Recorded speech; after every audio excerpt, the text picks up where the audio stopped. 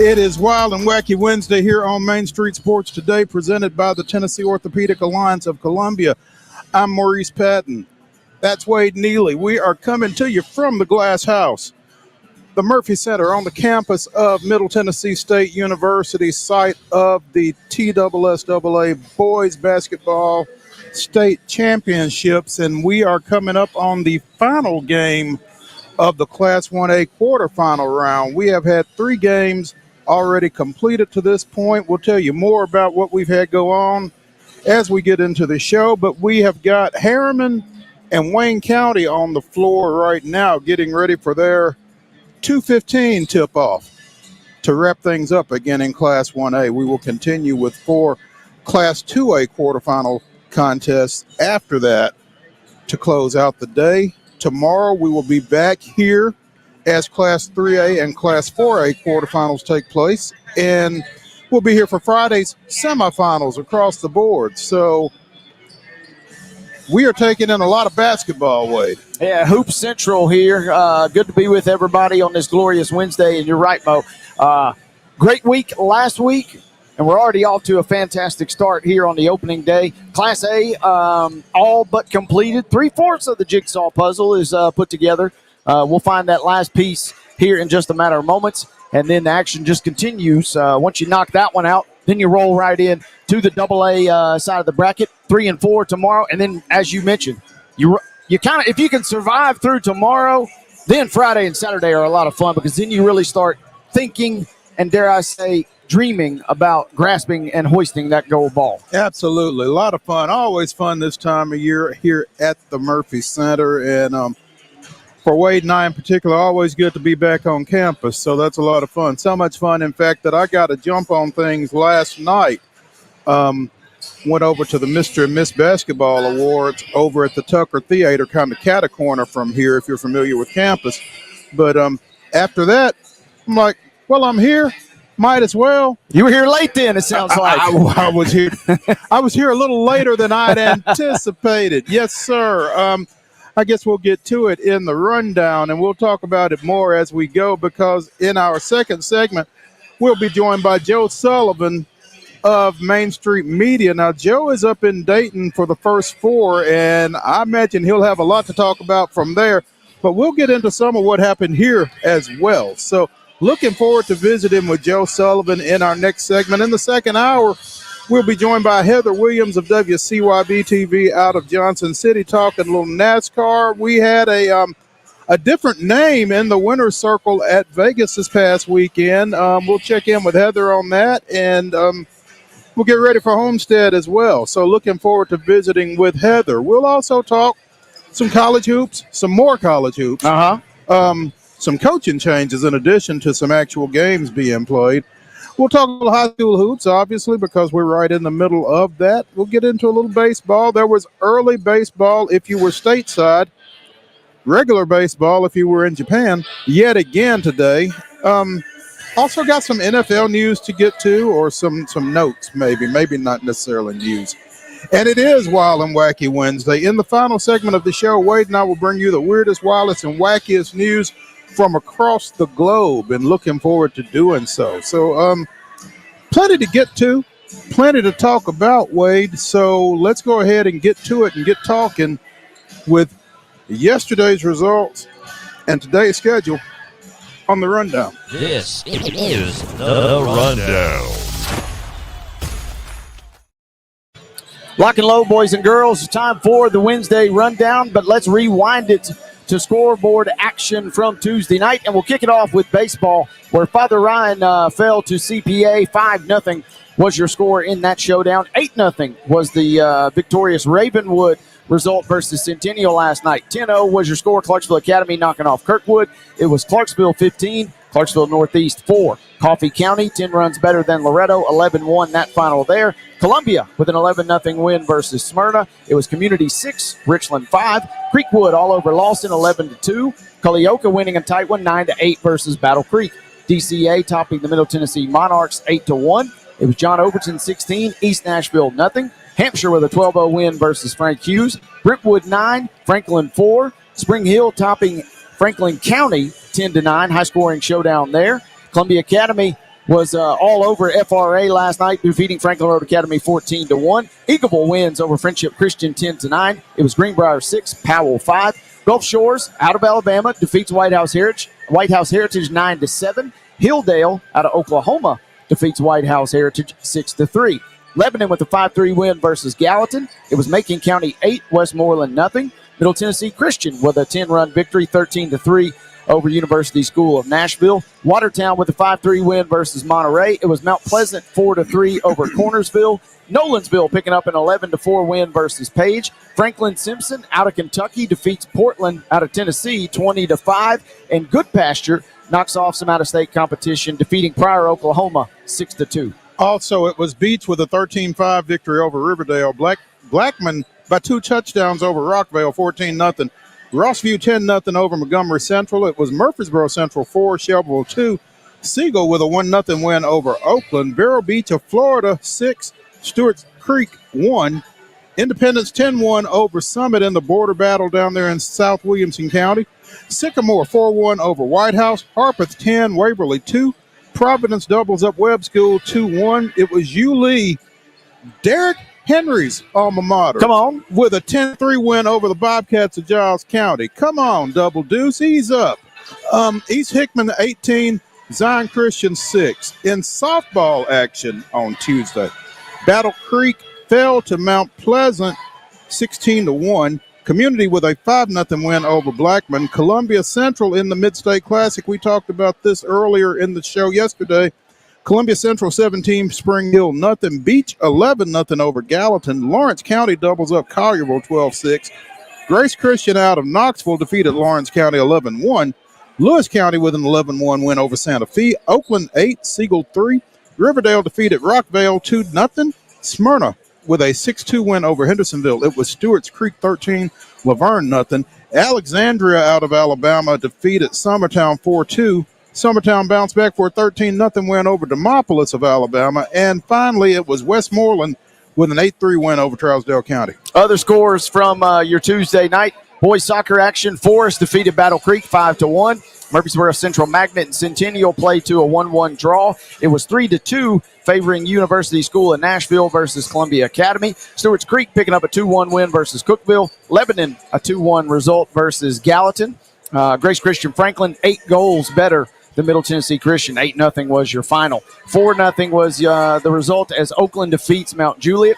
Blackman topping Riverdale 2-0. Siegel and Rockvale playing to a 1-1 draw. Smyrna 1, Laverne nothing. Liberty Creek 6, White House nothing. And Zion Christian defeats Agathos Classical 10-2. We teased it at the start of the show here inside the Murphy Center last night in the opening round of the NIT. It was Chattanooga knocking off MTSU, and not one, not two, but 3 overtimes. 109-103 was your final in that one. Luckily, only 60 minutes played in Bridgestone Arena, and I say that because the Blues came in to Nashville and knocked off the Preds 4-1. Boys basketball action here from the Glass House again in a Class 1A state tournament quarterfinal matchup that was a rematch from last year's state semifinals. And there are those that would tell you that that might have been a Saturday-type ball game. Chattanooga Prep with an 84-44 win over Santa Fe, knocking the Wildcats out. Congrats to the Wildcats finishing up 28-4. We'll have coverage of that game later at MainStreetMurray.com. And at 4 o'clock today in a Class 2A quarterfinal matchup, Loretto takes on Liberty Creek. Baseball action today. 2 bells. Oak Ridge takes on Oak Ridge takes on White House Heritage. Again, that's a 2 o'clock start there, so they are off and running. At 2:30, you've got East Robertson at Hendersonville. Possible doubleheader up in Hendersonville between the Commandos and the Indians. At 4:30, it's Franklin traveling to Brentwood. Christ Presbyterian Academy is at Father Ryan. At 5 o'clock, Riverdale is hosting Stewart's Creek. At 6 o'clock, Rockvale goes to Blackman. Also, Siegel is at Oakland. Nolensville is at Page. At 6:30, Independence hosting Summit. Vero Beach of Florida faces Mount Juliet at 6:30. Also at 6:30, Brighton and Smyrna or lock horns. Finally at 6:30, Gallatin is at Wilson Central. A 7 o'clock start for Goodpasture and Bayside Academy out of Alabama. Also at 7, Giles County takes on Knoxville Carnes. Greenbrier faces Payne Park out of Alabama. We have no time for Centennial at Ravenwood or Glencliff at Stratford. Softball action getting underway at 4:30 today. John Overton is traveling to CPA. Santa Fe is taking on Spring Hill. That game is set to begin at 5 p.m. And at 5:30, Community is meeting Eagleville. Boys soccer action, light slate tonight, but Oakland is set to travel to Page. Similar slate for boys lacrosse as Centennial is set to travel to Oakland. That game gets underway at 4:30. Big night of girls high school flag football. Action getting underway as early as 4 o'clock. Independence meeting John Overton. Maplewood is taking on Page. At 5 p.m., Nolensville will take on Pearl Cone. Cane Ridge and Ravenwood will show down. It'll be Antioch versus Stratford also at 5. Other games at 5 include East Nashville versus Summit and Brentwood versus Whites Creek. Still more at 5. It's Glencliff versus Hillsboro. McGavock versus MLK. At 6 p.m., you can catch Hume Fogg versus Brentwood, Centennial versus Glencliff. East Nashville is taking on Hunters Lane. Cane Ridge is playing Lawson this evening. Antioch and Maplewood will tangle, and Franklin will also meet McGavock at 6 p.m. And then finally, capping that 6 o'clock window there, Mo, was Smyrna versus Murfreesboro Central Magnet. One more at 6. Independence and Pearl Cone are playing at 6. At 7, Lawson faces Ravenwood, Hunters Lane, and Summit will meet. Also, Hume Fogg plays Whites Creek, and Centennial plays Hillsboro. Finally, at 7, Nolensville and John Overton will play. It'll be Franklin and Martin Luther King, Stratford and Page. And at 8, Murfreesboro Central faces Rockvale. At 9 o'clock in the association, the Memphis Grizzlies continue their West Coast swing, taking on host Portland. You can see that one on FanDuel Sports. Ladies and gentlemen, that is our rundown.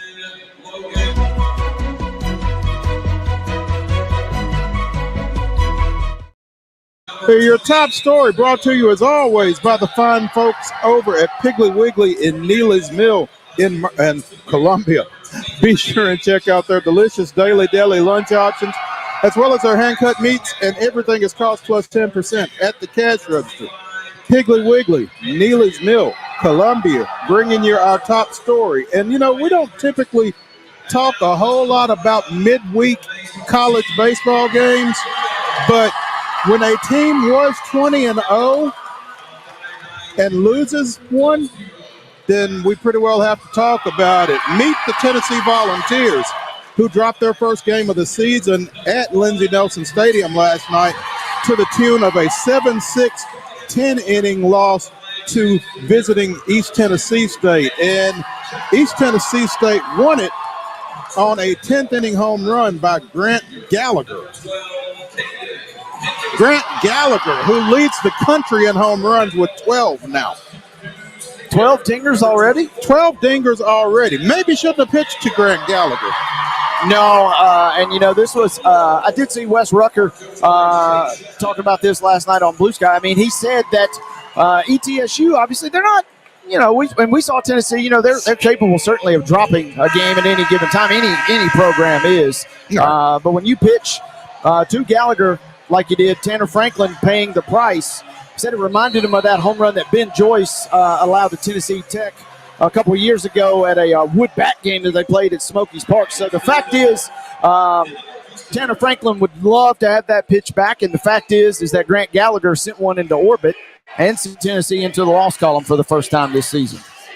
Grant Gallagher has 12 home runs. Gavin Kylan, the transfer from Louisville, has 10 home runs with the one that he hit in the 5th inning yesterday. So, you know, the ball was flying. I think ETSU hit at least 3 in the win. So a lot of long balls leaving Lindsey Nelson Stadium last night in ETSU's 7-6, 10-inning victory. Again, Tennessee falls to 20-1 with that loss. Yeah, East Tennessee State with 4 home runs on the night.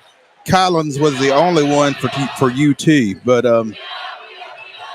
let's see. ETSU scored first, scored a run in each of the first 2 innings. Tennessee picked up a couple in the bottom of the first, did not score again until the 5th on Collins' solo shot, and then one in the 7th. Took a 6-4 lead in the 8th before ETSU tied it up in the top of the 9th, and then again won it in the 10th. So, big win for ETSU. Now, tough loss for UT in the fact that it knocks them out of the ranks of the undefeated. But again, anything can happen midweek, man. If you've been around college baseball at all, you know that. No doubt. And, Heather's going to be really peacocking when she comes and joins us here in the second hour after a big win for her local team there. And this is kind of a wild stat, too. Tony Vitello, after that loss last night, 6-4 in 10 meetings versus ETSU. So they don't all the way have UT's number, but they got something brewing up there over in East Tennessee, and that is a great win for them. Hopefully, best of both worlds, right? Tennessee, you don't really put a ton of stock into that. Especially as loaded as the SEC is, and you got bigger fish to fry there. But if for ETSU, maybe this is a little extra boost saying, hey, we can beat anybody on any given night, and maybe we'll set them up for some success down the road. Absolutely. I don't think this is anything that Tennessee is terribly worried about in the grand scheme of things. But, yeah, this is a big win for ETSU. So congrats to them. Let's take a break here on Main Street Sports Today, presented by the Tennessee Orthopedic Alliance of Columbia. When we return to the Glass House, where Harriman currently leads Wayne County 8-4, a little over 2 minutes into this contest, we will be joined by Joe Sullivan from Dayton, talking a little First Four. Stick around.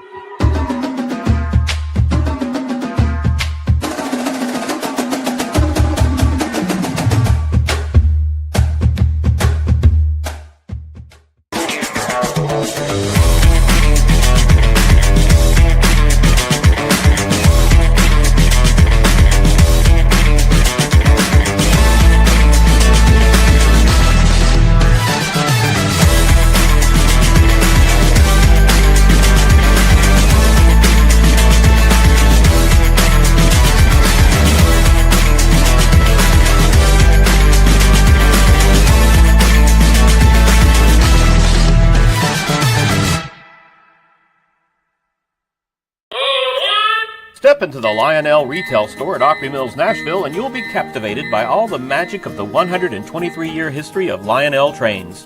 Whether you're already a train enthusiast or just getting started, Lionel will energize your love for trains. NASCAR fan? Come check out your local Lionel station to learn all there is to know about model trains and die-cast NASCAR collectibles. Visit nashville.lionel.com or call 615-455-9399. Custom Stone Handler supplies over 600 distributors and suppliers with quality stone products. Along with River Stone, we produce and distribute over 100 building, landscape, and other bulk products. Our goal is to provide quality products, service, and partnerships to ensure our customers' success. We firmly believe that the measure of any person or company is how they treat other people and customers. Give them a call at 931-490-4990 or visit CustomStonehandlers.com.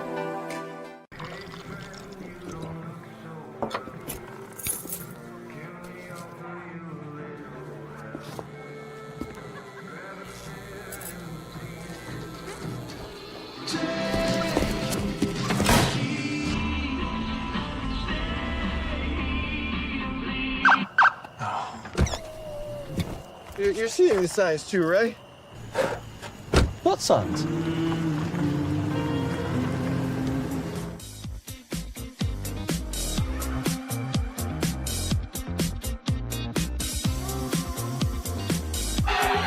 Welcome back into Wild and Wacky Wednesday here on Main Street Sports Today, presented by the Tennessee Orthopedic Alliance of Columbia. That's Wade Neely. I'm Maurice Patton. We're coming to you from the Murphy Center here on the campus of Middle Tennessee State University as Harriman and Wayne County are playing in your final Class 1A quarterfinal matchup here in the boys basketball state tournament. And we are pleased to have with us live from Dayton, Ohio, Joe Sullivan, talking a little First Four among other things. Joe, good afternoon. Guys, how you doing? Can you hear me? We can hear you. Can you hear us? Yes. Okay, good. We're doing well, man. We're just taking in some high school basketball. You've been taking in some college basketball and going to be taking in some more here tonight. But That's right. The first four was a little feisty last night in terms of pretty good ball game in the opener and a proper blowing off of doors in the second game. Yeah, very entertaining, close first game where Alabama State ran a full court play right at the end to get the ball bounced around off a few people, and they get a layup to win the game. Quite exciting and a thrill, a fairly well played game. And then you had North Carolina, who, as we all know, doesn't even belong in the tournament. I think we can all agree on that. And then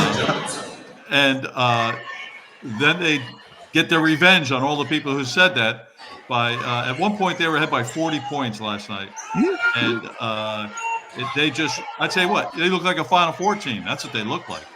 Now whether that they're going to continue to do that remains to be seen. And what is a lot has to happen for this to occur, but we could see Lipscomb, North Carolina, in the second round. Now, if Lipscomb upsets Iowa State and North Carolina beats Mississippi, both are possible. We would have a North Carolina-Lipscomb game in the round of 32. You know what? What was your takeaway from the North Carolina-San Diego State game last night? I mean, was that just a team playing out the revenge thing all the way, or what was your and if that's the case, how far can they ride that? Well, they can't. I think they played as well as they could possibly play last night. So that is often difficult to duplicate. But if they were to duplicate that, it's not beyond the realm that they could make the Final Four playing like that. I mean, they were totally dominant, inside and out. It was a really probably their best performance of the year, because San Diego State played poorly, but San Diego State is not a bad team, and they just really annihilated them. So it was really eye-opening, quite frankly. It was not just an emphatic win, guys. It was a historic win. North Carolina was the first team ever in NCAA history to pull off all four of these in the same game. 95-plus points scored, 50% or better from the field, 50% or better from three with a minimum of 20 attempts, and 85% or better at the free throw line with a minimum of 20 attempts. We're talking about in the history of the NCAA tournament. That's the kind of level that they were playing at last night. I don't necessarily know, Joe, and I'm curious your take. It doesn't necessarily matter who was playing them last night. It could be St. John's with one of the best defenses in the country, but it felt like UNC was just clicking on all cylinders. Yes, you're absolutely right. That would win. We probably have to put in the 90th percentile of college basketball games that it would win. Maybe the 98th or 99th percentile. They were going to win playing that well. Now, how much of that they can duplicate is the next question against Mississippi in the next round. It's crazy. You know, those numbers that you just rattled off, Wade, and if you shoot 50% from the floor, 50% from three, and 85% from the line, you're probably going to score 95 points. Yeah, they kind of all help each other in a way. Yeah, no doubt. But it was crazy. And I loved also at the end, right before halftime, Joe, when they bring Seth Trimble over, he's kind of ornery with Rothstein a little bit there when he's talking about the interview. But I did love the comment when he says, hey, we feel refreshed. We don't have a burden of are we in, are we not anymore. It feels in many ways like this is the first time in many weeks we can just go out and play basketball. And they certainly did, really putting the game away as early as halftime. Yeah, and R.J. Davis was just out of this world. He was the best player on the court. And we know, look, he's an All-American caliber player. So I think he can play that well. He can continue that. Whether they can as a team would be the question. And I guess this is the talented team that everyone was hoping to see back in November. It's finally coming around. UNC is already favored by 1.5 versus Ole Miss. You buying that, Joe? I am. I'm not that high on Ole Miss. I think they're good. I think that's the gamblers the lines makers, are on to something. They're making them 1.5. I would not go the other way. I would stick with Carolina if there was. I might leave the gambling talk to you, Wade. I mean, I like to make a bet though. Which way are you leaning in that one? You know, a tale of two things, right? I immediately saw the line last night and said, ooh, that's interesting. And everybody immediately is kind of seemingly, riding the high of what we just saw from North Carolina. I like to kind of go against the grain a little bit. I'm feeling like maybe now is when you potentially load up on Ole Miss. But we'll see. I mean, it does feel like, and this is wild, multiple things can be true at once. North Carolina could go on one of the craziest runs that we've ever seen from the first four, just considering how the circumstances they got in.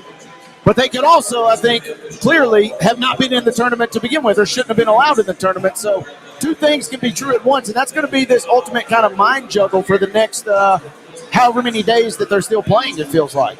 Yeah, they don't belong. They should have been excluded. But now they're here, and so none of that factors in. It's about the games now, and they're not the only. I'm glancing over at my bracket. The other sort of spread that's against the seeding is Colorado State is favored over Memphis, which is like it's 12-5 matchup. You don't see those too often either. So those are the ones where the sort of higher seeded teams, the higher numbers, or the gamblers, the lines makers think they should be favored. Those two games stick out. Joe Sullivan of Main Street Media joining us here on Main Street Sports today, presented by the Tennessee Orthopedic Alliance of Columbia. As we talk First Four, and speaking of teams that shouldn't be here, you're getting ready to see another one of those tonight up in Dayton, Joe. Conventional wisdom would tell you that, or certainly Jerry Palm of CBSSports.com would tell you that Texas probably shouldn't be in the tournament field either, but they are playing Xavier in the 11 matchup in the nightcap tonight. 15 losses. I mean, you got to draw the line somewhere, no matter who you play, don't you? That eventually you got to be responsible for winning some of these games. And it's disgraceful that they're in, and they're not even the last team in. And it is. Look, I've seen Texas play. They're inconsistent, and their record shows it. They have Trey Johnson, one of the best freshmen in the country, who's going to be in the NBA next year. So just like North Carolina, we could be watching later today, and Trey Johnson could be going 25-30, and they win. I mean, it's possible. But I think, I like Xavier going forward in this game because I just don't think Texas has proven themselves worthy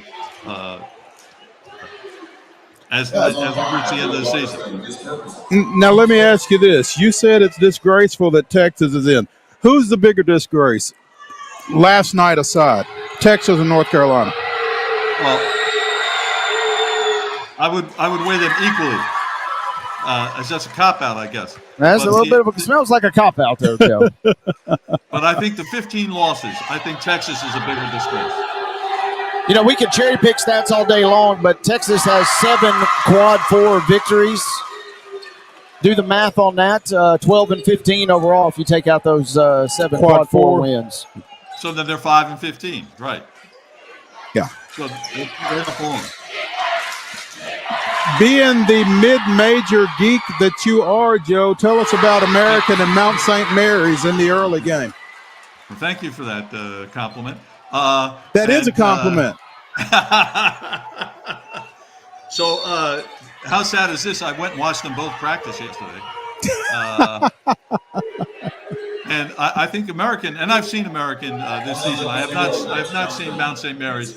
I know Mount St. Mary's is missing one of their good guards for tonight because of injury. And Matt Rogers is America's best player of the year in the Patriot League, 6'9" player. I think American's a really decent unit. I expect them to advance pretty easily past the Mount tonight. I'd like to see a better game, but I think American's pretty good. So I like them tonight. Both coming in identical records at 22 and 12. I hope we kind of get what we saw last night in terms of that opening game because the Alabama State victory was an absolute thriller as they kind of, you touched on it, Joe, they kind of channeled, the Christian Laettner with the length of the court, beautifully executed.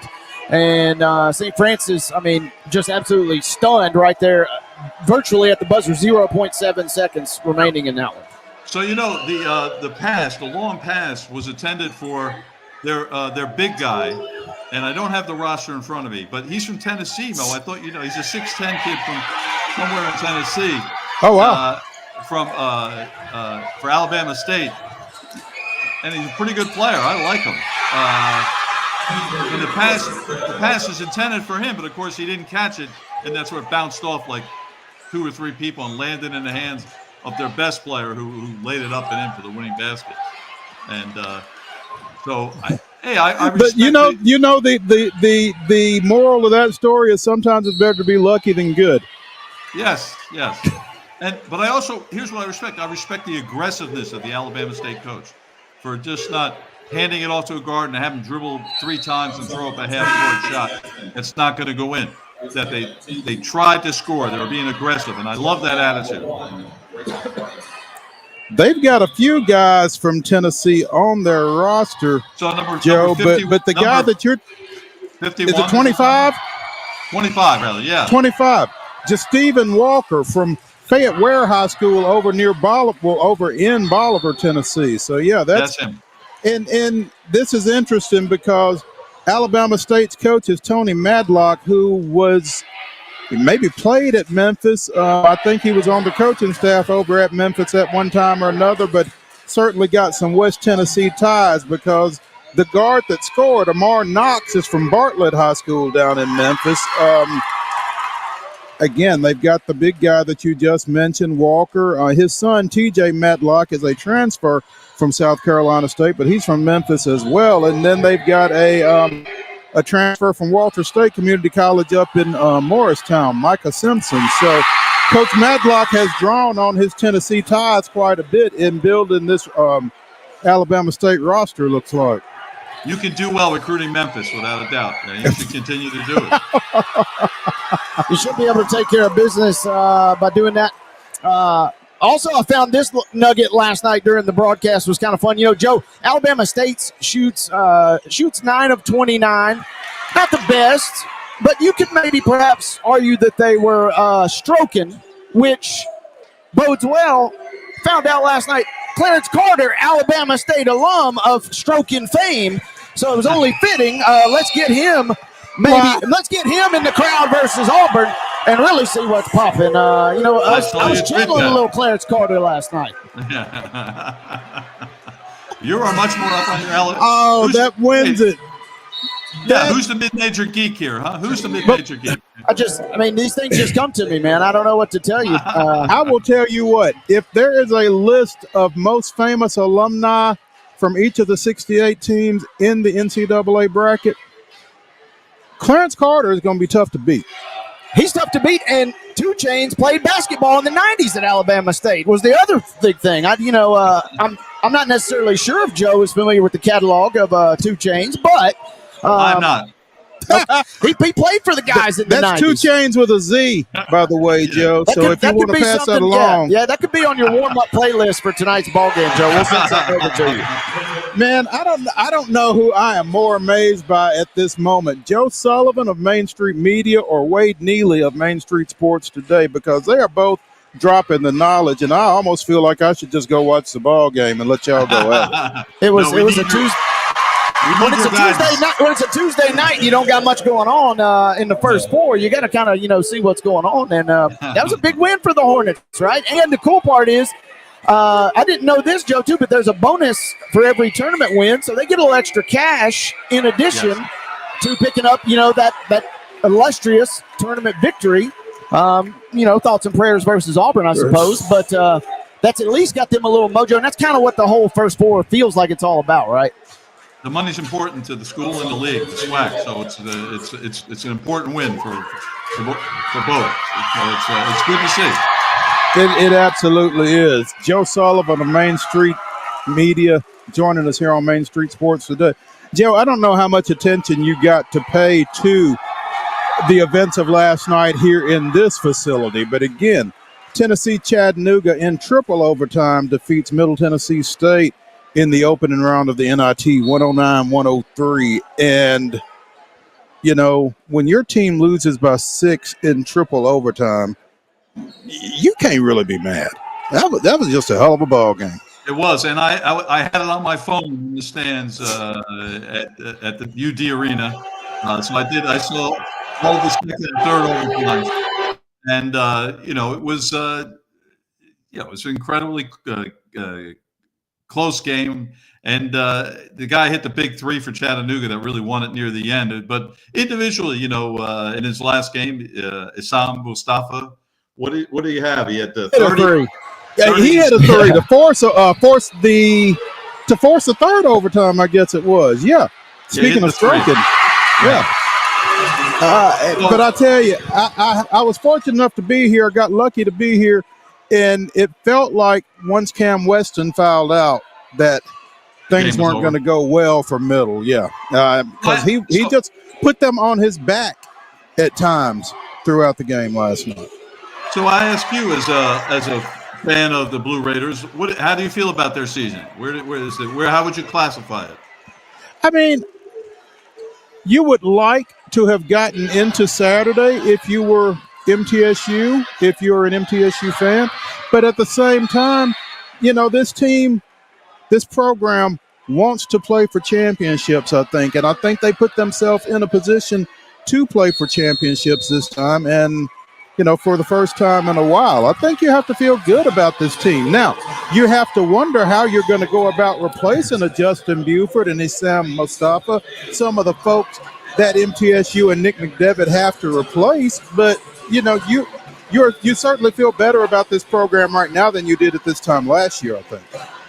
Yeah, look, an NIT is a good bid, is a good consolation prize.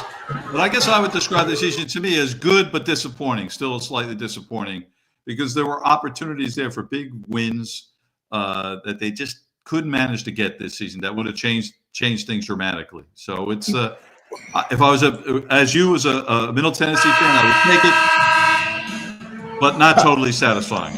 Yeah. I mean, I think it's kind of a glass half full type situation. I mean, you do look back at those two losses to a Louisiana Tech team that just seemed to have your number during the regular season, but you also got to consider the fact that you beat them when it counted most to stay alive in the postseason. So, I mean, there's a lot. I mean, I can't argue with what you said. I think that there was probably more on the table for this team, but I pleased but not satisfied. How's that? Yeah, I think that's all right. That would work for me too. And that's where I'm at too, because we saw over the course of the regular season they were dramatically improved, and they showed you the flashes of what they could be, which we hadn't seen, it felt like, at least for the last couple of seasons. But at the end of the day, when you're realistically talking about a one-bid league, which would you rather have? Would you rather have a 500 season, but then you go on a heater and win the conference tournament? I mean, that's kind of beauty is in the eye of the beholder. I kind of like the sustained growth, because in theory now you kind of, obviously as Mo mentioned, got to replace a lot of folks, but you kind of don't have to climb as high as you had potentially climbed from the start of this season. In theory, it should be a little easier going into next year. Well, and then you can make that run for a potential tournament bid.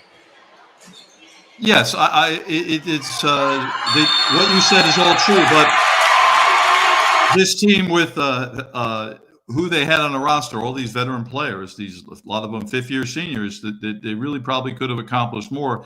And he's got to replace just about every key player. Buford, Weston, Porter, Mustafa, all gone. So Kamara Lands, I assume, is coming back. So hopefully he can have an injury-free season and maybe do well. Maybe Chris Luke can take another jump as a big guy. But he needs to get into the transfer portal and find some guards, I think, for sure. I think Jalen Counter is back, but yeah, you're right. That backcourt will need refortify, and you do, in addition to Chris Loof up front, you do have Torrey Alston coming back, who was one of the top freshmen in the league this time around as a redshirt freshman. So there's some pieces to build around for Middle, but at the same time, they've got some work to do this offseason, as you said. Joe, we mentioned Lipscomb as a possible North Carolina foe in the second round here. They've got to get past Iowa State up in Milwaukee first. What's your intel telling you as we're getting closer to that Friday tip-off between the Bisons and the Cyclones? Well, two important things from the Iowa State point of view. So it is their second leading shoulder, Keshawn Gilbert, is out for the season with a groin injury. A lot of people noted that their coach waited until after the bracket came out to announce that. Hey, and what else am I gonna do? And you just want to make sure you have all the information at your disposal before you finally, make a decision. Is the way I interpret that, right? And their point guard, Bluesky, missed their last game against BYU, also with a groin injury. Ossenberger, the coach, said he's going to play, or should be ready to play, is what he said. But those are fragile injuries. So I think this is a beat-up team, Iowa State, that has, since February, their record is 7-6. They were ranked as high as number 3 in the country back in January. But when they come through February, they're 7-6. They're 3-4 in their last 7 games. It's a team on the decline. So this is where you see Lipscomb the opposite way, a team that's been on the rise and adjusting from an injury they had, makes it right for an upset, in my opinion. Now, what Lipscomb's going to have to do is overcome some physical defense that Iowa State's going to be playing to be able to run their sort of free-flowing offense. So I do think they have a shot based on the way circumstances shape up here. How much boost, Joe, does Lipscomb get from the idea that every game could be Jacob Ognacevich's last game? A boost, do you think? Yeah. I think I would say this. This is his audition. He has a year left, and he's going into the transfer portal. And this is his audition on the national stage to show the power conference schools how big he is. If he goes for 30, which he's capable of doing against Iowa State, then imagine what the offers that would come running in for him. So I think that's where the boost comes from, Mo, that this is a guy whose opportunity is there, and will he make the most of it? I think he's shown this season. When I actually thought this team was fading, and he put this team on his back and brought it to the Atlantic Sun Championship, he has had a nothing short of sensational season. And now he has at least one more game to show how good he is on a big stage. Joe Sullivan of Main Street Media joining us here on Main Street Sports Today, presented by the Tennessee Orthopedic Alliance of Columbia, as he is in Dayton for the first 4. Joe, we appreciate you taking some time with us this afternoon and look forward to catching up with you next week to get your read on where the NCAA tournament stands after 1 week. So looking forward to that. We could be talking about Lipscomb in the Sweet 16 after they beat North Carolina. That's right. There we go. I like that. Let's do that. Joe, we'll talk to you. Thanks, guys. Thank you, Joe. Let's take a break here as it is halftime in the final Class 1A quarterfinal matchup with Harriman leading Wayne County 27-24. We're going to take a break as they take one here. We will return to Wild and Wacky Wednesday here on Main Street Sports Today, presented by the Tennessee Orthopedic Alliance of Columbia after this.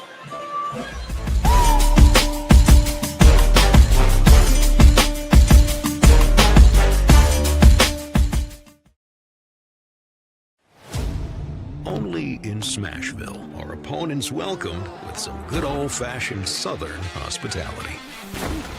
We'll give you a hand, cheer you on. Hey, we'll even leave a light on.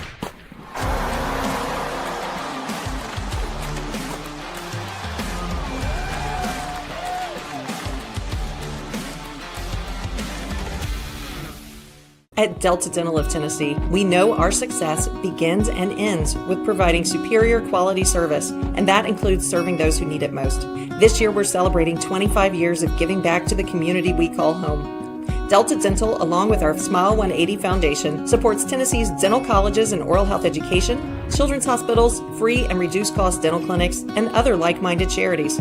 Here's to the next 25 plus years of ensuring healthy smiles.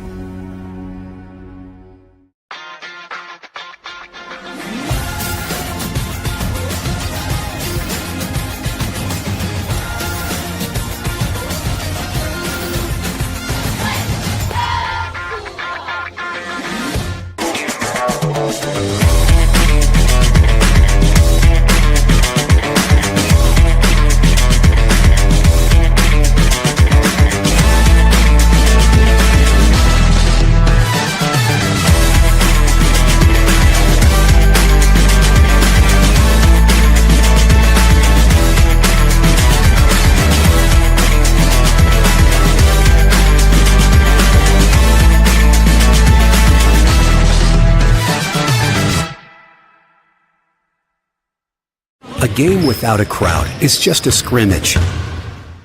A performance without an audience is just a rehearsal. Without your presence, high school sports and the performing arts aren't possible. Ensure that these essential extracurricular activities continue to enrich the lives of students in Tennessee. Purchase a ticket to your local high school's game or performance. This message presented by the TSSAA.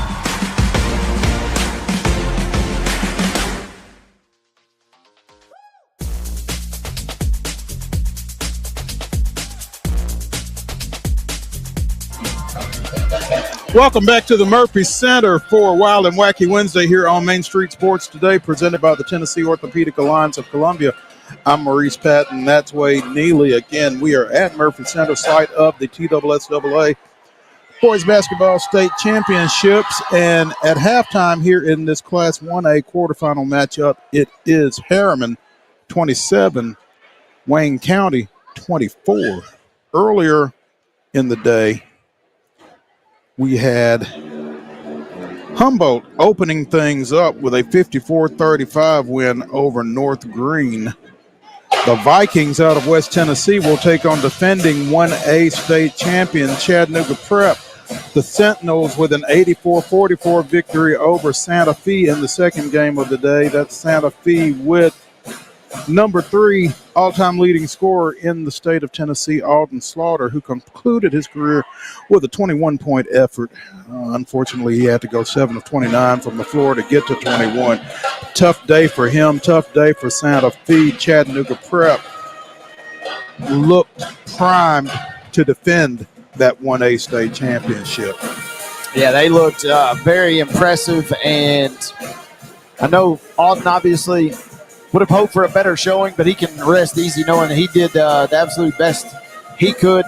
The Santa Fe Wildcats as a team honestly did the best they could. They just ran into a dynamite team, a buzzsaw in some regards. And, I mean, that was in the very first round. It was a tough day, but they got nothing to hang their heads about. And, man, what a wild run it has been for that Santa Fe team.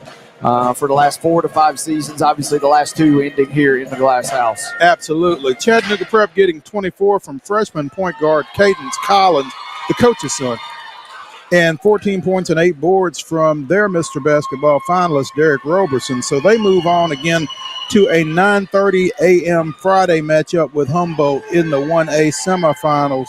The other 1A semifinal that will be played at 11 o'clock on Friday will be between Hillcrest, which defeated Pickett County, and my bracket has not updated. Wade, you got any idea? Oh, here we go. 56-39, Hillcrest the final over Pickett County. Pickett County with the third Mr. Basketball finalist in Jacob Amonette. But the Bobcats fall to Hillcrest, and so Hillcrest will meet the winner of Harriman and Wayne County. Harriman making its way back onto the floor, leading this matchup 27-24 as we head toward the third quarter here in about 4 minutes. As we mentioned, the Mr. and Miss Basketball Awards were presented last night over at the Tucker Theater here on campus. Alden Slaughter wins Class 1A Mr. Basketball, becomes the first in as much good basketball as there has been in Murray County for as long as there's been good basketball in Murray County. You wouldn't think that in 2025 Murray County is getting its first Mr. Basketball, but there you sit. Mind-blowing, right? Like you said, been some great teams, been some electric players, and that's just kind of a head-scratcher in many regards, but well-deserved. Not just for his efforts in some regards, it felt like a career achievement award, but he's obviously been dynamite this season. And it felt like it's been his award to lose really for much of this year, but a crazy kind of mind bender, the fact that he does become the first from Murray County to pick up that award. I mean, when you now the award only began in 1986. So, take Fred Jenkins out of the picture. Obviously, take Bernard Childress, some of those guys out of the picture. That was right around when Larry Marks, I guess, graduated from Columbia Central. And I'm mentioning a bunch of names that you're probably not familiar with. But it just feels like there would have been somebody over 40 years, maybe. I don't know. Anyway, congratulations to Alden for winning it, and again, for becoming the first from Murray County to do so.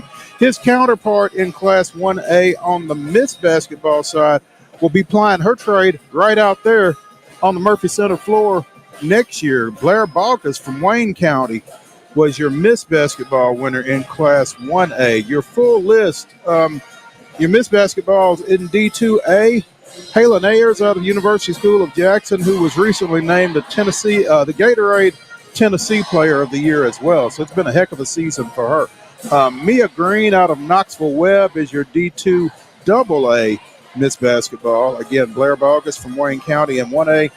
Karina Bystry from McMinn Central was your Class 2A winner, playing for Johnny Morgan. We never did play that video.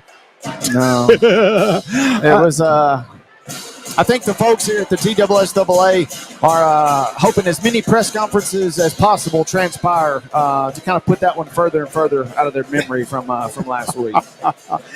Jackson Southside Jaden Askins was your Class 3A, is your Class 3A Miss Basketball, and probably of no shock, Kimora Fields of Bradley Central is your Class 4A Miss Basketball. Best player on the best team. Yeah, tough to argue with the logic for many of these recipients, but especially her, right? Best player, best team, kind of clear cut in some ways with Slaughter almost, like I mentioned. Kind of felt like it was inevitable as long as she got to the finish line with the games that she had under her belt and the numbers under her belt. It felt like it was hers to lose. Mr. Basketballs in Division 2A, it was Goodpasture's Jaden Jones. In D2 AA, Fred Smith Jr. of Briarcrest is your winner. Again, Alden Slaughter from Santa Fe is your Class 1A Mr. Basketball. In Class 2A, Gatlinburg Pittman's Ty Glasper is your winner. 3A was Ty Cobb, Spikes Up from Upperman. That dude is phenomenal, and he's only a sophomore. You've seen him, haven't you? He is as good as advertised. There is no doubt. Okay. And Whitehaven's Taquez Butler, who you can see in action tomorrow night, is your Class 4A Mr. Basketball. So congratulations to all of those young men and young women for winning the biggest individual award in Tennessee high school basketball. Worthy, everybody that was on that stage last night was worthy of being there, and everybody that won had a pretty doggone good case. Felt like the committee and the panel kind of got things right this year. That was a smooth ceremony, and everything looked like it went according to plan. Kind of to kickstart week number 2 of action here in the Murphy Center. Exactly.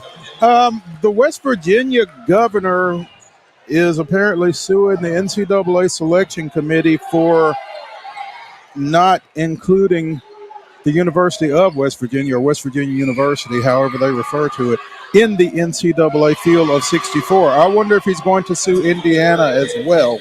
He's suddenly got bigger problems, right? Yeah. All of a sudden, the Mountaineers not making the field is the least of their concerns there in Morgantown, because Darren DeVries, after one season, has jumped out of Morgantown and into Bloomington, Indiana, as the successor to Mike Woodson at IU, Indiana University.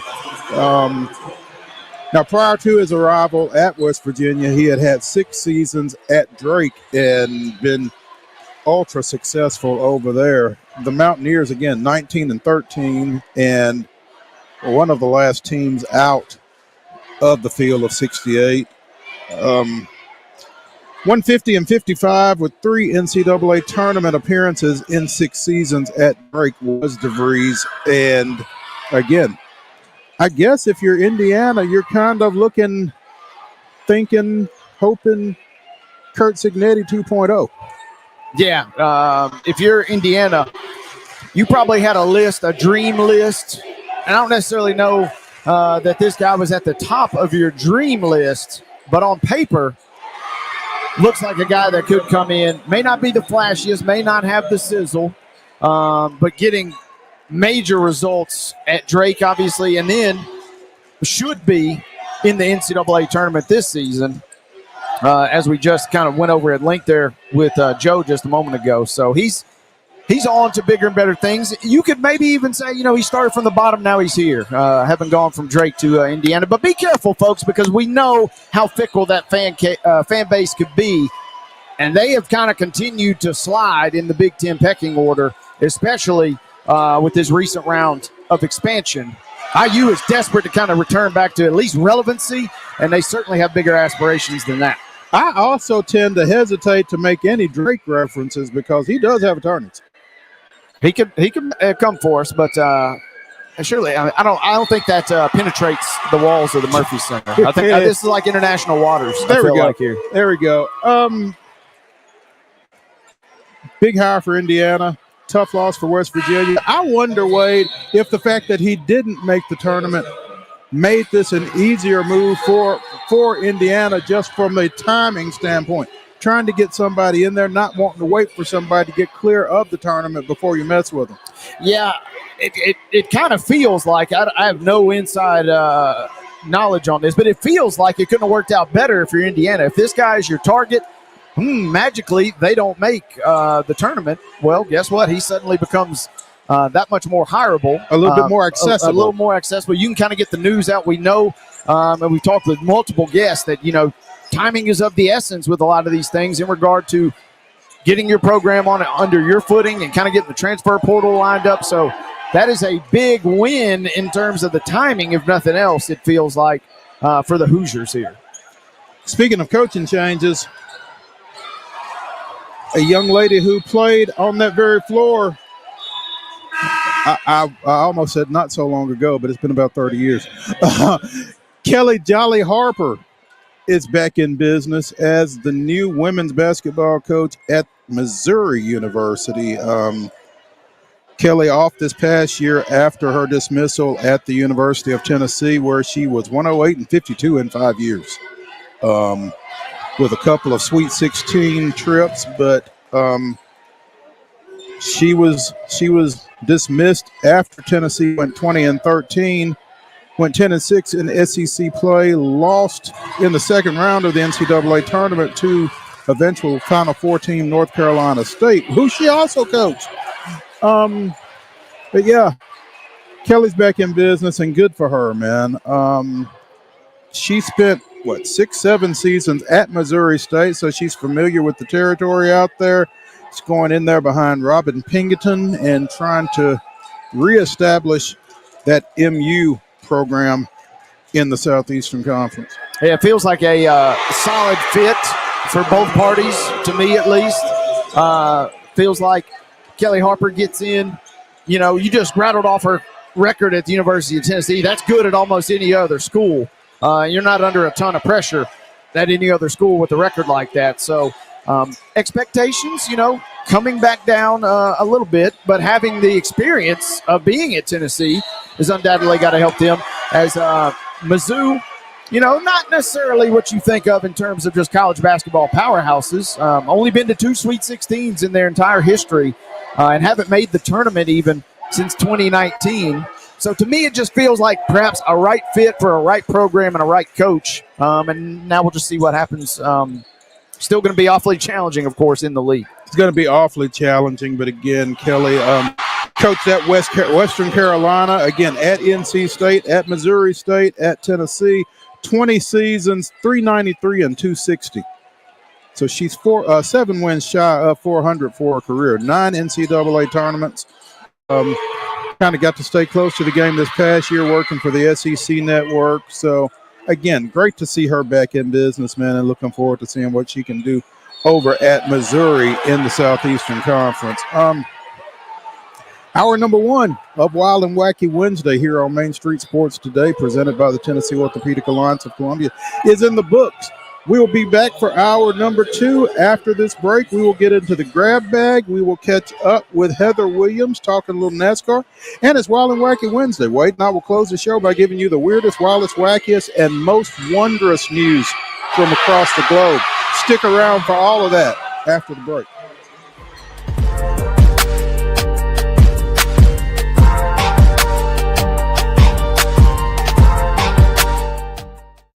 Hi, I'm Dr. Vilay Saisuka, CEO and founder of Premier Foot and Ankle Centers of Tennessee here in Murfreesboro.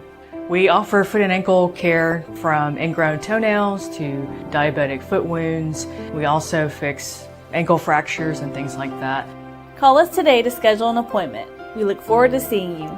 Because here at Premier Foot and Ankle, we believe that the journey begins with happy feet.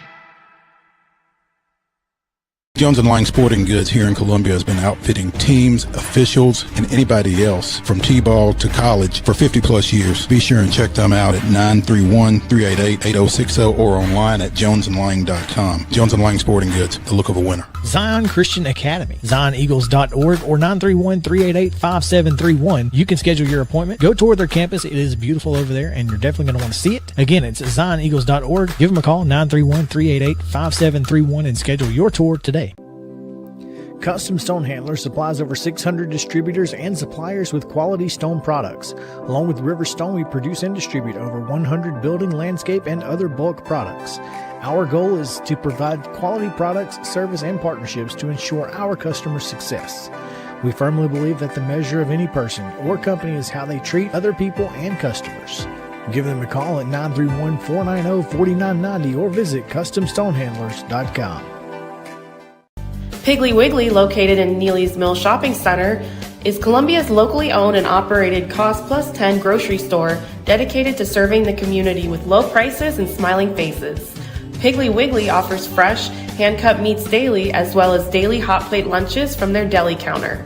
You're certain to see smiling faces and a helping hand when you're here at Piggly Wiggly. Come by and check out our fresh produce, high-quality meats, and more. Down home, down the street, we'll see you at the Pig.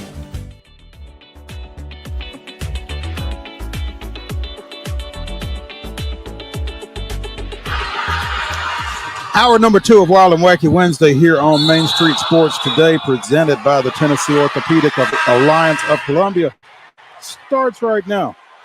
That's Wade Neely. I'm Maurice Patton. Early morning baseball, yet again, if you're stateside, again, regular time if you're in Tokyo, but kind of felt like Groundhog Day a little bit because Shohei Ohtani hit another home run and the Dodgers won yet again, this time 6-3 against the Chicago Cubs. Tough visit for the Cubs. They're probably thinking, why did we do this again? Going to Tokyo was one thing. Sure, it sounds good, but do we really got to play the Dodgers? They found out how good this team can be, and yeah, not we said it yesterday on the show, not necessarily an indictment of the Cubs, who still have some pretty high expectations, I think, coming in to the regular season here in the NL Central. But, coming back 0-2 is a little tough. And again, much to friend of the show, David Wilson's chagrin, somebody with MLB apparently has posted that the Dodgers' magic number is 161. It's getting closer. Yeah.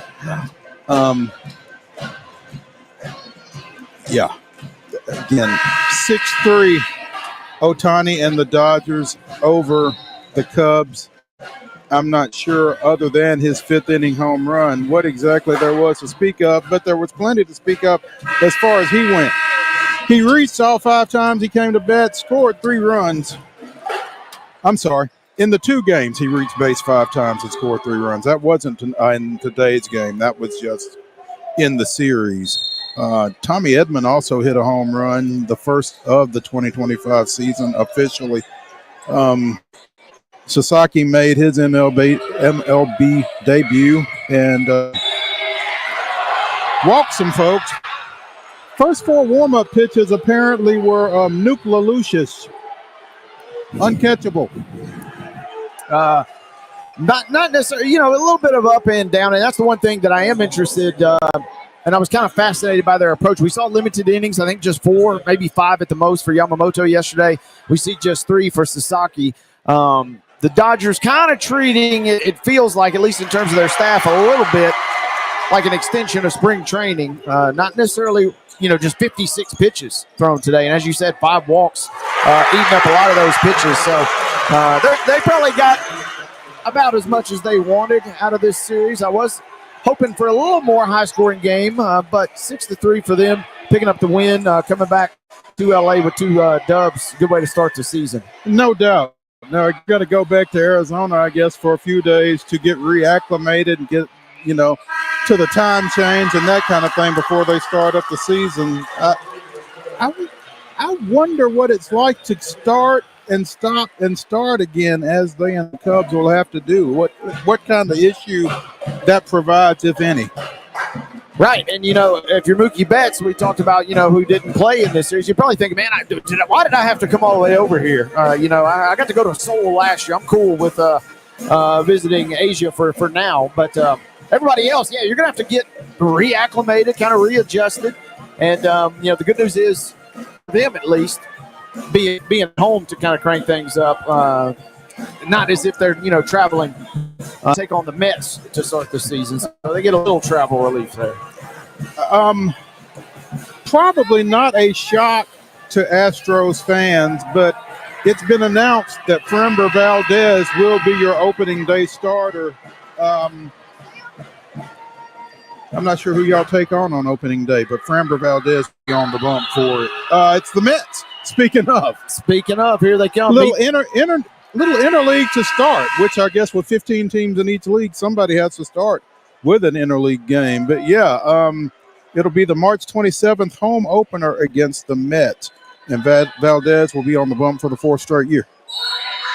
Take my chances with him going, whether it's versus the Mets or anybody, about as good of a shot as you can roll out there. They had pitching staff issues really all season last year, kind of snaked with some injury luck in that regard. So be nice to kind of see them get off to a decent start. You feel like the offense, even with the absence of Bregman and Tucker, you feel like the offense will find a way to kind of find its rhythm, find its footing. But it'd be really nice if the pitching staff could get started on a good note. Absolutely, and you got a chance to get started on a good note with Valdez on the bump, you feel like. So nice call. I mean, I don't really know who your other options necessarily would have been to start opening day. Again, he started your last 3, did not give up a run in his first 2. Last year, he kind of got knocked around a little bit. 4 2/3, 3 runs on 5 hits. Versus the Yankees, I believe. Against the Yankees, yep. Yes. So tough outing last year, but I mean, still, this guy is pretty much nails. 7th in Cy Young voting last year, 15-7 with a 2.91 ERA. So, and he's got 68 wins in 7 seasons with the Astros. I didn't even realize he'd been there that long. He's been kind of the hoss for a little bit, and also with Verlander gone, on the back half of the rotation, you lose a little bit. So you're hoping to pick up either one of 2 strategies, right? You feel like your front end guys got to be lights out, or you got to try and build some depth and get some depth as you go along on that back half. So not necessarily saying one strategy is better than the other, but it'd be nice to come and start on a big note. 31 years old, like you said, got tuned up kind of a little bit at the start of last season. So I'm hoping bigger and brighter things are coming up entering 25. Yeah. Braves hoping to recatch lightning in a bottle in the back end as they bring Craig Kimbrell back on a minor league contract. Should be interesting to see where he fits into this bullpen. I mean, you think that he's going to – obviously you feel like he's going to help you. He's a 9-time All-Star. And there's no real reason to think that he won't. So, released by Baltimore late last year after blowing 6 saves in 29 chances, which means he's converted 23 saves. But apparently, Baltimore with higher aspirations, I guess. That was a little too murky for them. He is 36. He did have a 5.33 ERA last year. Iglesias obviously is set to close for the Braves this time around. But again, if Kimbrell is up to snuff, that's an arm that's going to help you somewhere. Right, yeah. His best days are certainly behind him. But a guy that's got experience and still got a little gas left in the tank, surely you can find a spot for that guy. And if not, it sounds like, brought him in for relative peanuts, and so you can kind of evaluate accordingly. And you said, man, 36 feels like a little bit longer because he's bounced around, I guess, but had obviously some great times in Atlanta and, was absolutely nails there during some of that run. So maybe I wouldn't want to see this guy in the 7th inning. No. Led the National League in saves 4 straight years while he was with Atlanta. He had 46 one year, 46 as a rookie when he won Rookie of the Year honors, 47 in 2014, had 50 in 2013. So, like you said, he's been with the Padres, Red Sox, Cubs, White Sox, Dodgers, and Phillies since leaving Atlanta. And again, you'd like to think that he would be at least serviceable in the Braves bullpen this time around. The Braves also signed to a minor league deal catcher James McCann, who was a all-star back in 2019 with the White Sox, has also spent time with the Tigers and the Mets. So, looking to kind of refortify that catcher situation while trying to get Sean Murphy back from, again, injury woes. So, putting together some pieces, these aren't moves that are necessarily sexy. Not just going to light the headlines on fire, but it feels like the moves that you got to make. These are the type of moves that winning teams and successful franchises make, regardless of what sport it is. Whether they work out or not, who knows? But you don't really exactly, think about the New England Patriots in their heyday. I guess outside of trading for Randy Moss, you don't necessarily think about them making the splashy move, the splashy signing. These are the types of things that you kind of got to do to keep yourself afloat. Yep. Speaking of staying afloat, Wayne County has rallied and taken a 10-point lead over Harriman, 51-41 with 5:14 remaining in regulation here. And I have to say, in regulation here. Yeah, this days. This building has been prone to extra basketball. This has been a wild game as Wayne County went on a 17-2 run not too long ago to really kind of surge back in front. But then Harriman scored 6 straight. There was a 1-possession game, and then poof, we blink, and now it's Wayne County who's made 3 of their last 3, and they're back up 10 with 5:14 to go. Here we go. We mentioned the Mid-State Classic, the softball event taking place over at Ridley Park in Columbia yesterday. We mentioned that Columbia Central defeated Spring Hill 17-0 in 3 innings in the early game. In the middle game, it was Calhoun Community College out of Alabama defeating Columbia State 7-3. Well, in the nightcap, Tennessee run-ruled Eastern Kentucky. That's 7th-ranked Tennessee run-ruling Eastern Kentucky 8-0 in 5 innings. Sophia Nugent liked Columbia, apparently. 2 homers, 6 ribs in that 8-0 win for the Lady Vols as they improved to 26-4. Meanwhile, former Independence High School standout Ryan Brown had the walk-off hit. She had an RBI single in the 4th that extended the lead to 8-0. Well, it wasn't a walk-off. It was 8-0 in the bottom of the 4th. And then Eastern Kentucky was retired in the 5th, needing to score a run to keep things going. They were unable to do so. So Tennessee picking up the 8-0 5-inning victory. Carlin Pickens, 1-hit shutout there, 7 strikeouts in the performance. She has gone, here's an interesting stat, she has gone 71 innings without allowing consecutive hits. That's dominant, right? Hey, I gave one up. Guess what? You're going to have to work twice as hard to get another one off. That's all you're going to get. Yeah. Tennessee has now won 6 straight, and that was their 17th run rule win of the season. So Tennessee continues its dominance at the Mid-State Classic. That was their 7th win in as many games in Columbia. Next up for them is... They got Arkansas this weekend in Knoxville. In Knoxville. Yep. Arkansas coming to town for a 3-game series. Saturday, Sunday, Monday. Wonder if that Monday game is on TV.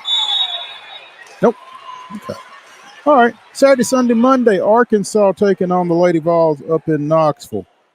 Let's talk a little NFL real quick before Heather gets in here, because it appears Aaron Rodgers has been spurned yet again.